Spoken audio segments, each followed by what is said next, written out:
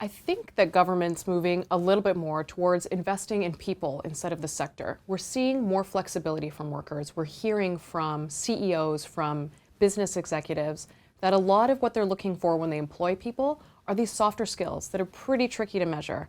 They're things like strategy, ability to think critically, problem solving. You can get those skills and build them in a variety of ways, and you're probably going to build them over the course of your entire career.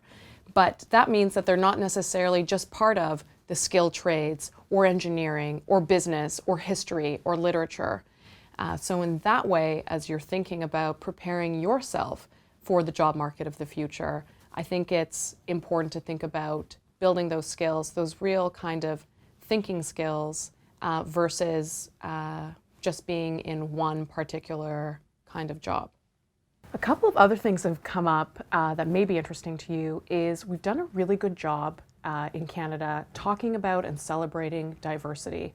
So diversity in the workplace is something that we talk about a lot more. It's actually something that we measure, and some jobs are actually built completely around this. You take the banks, for example, there are actually jobs out there like called Chief Diversity Officer, and there are diversity departments. I wonder if maybe we'll be able to do a better job, and this wouldn't necessarily be government-led, but how do we figure out the right way to celebrate those businesses, however small, however big, for taking that chance on you, for taking that risk? Because when you don't have the experience you need to get a job, but you can't get a job because you don't have the experience, somebody's got to take that first investment in you or that gamble.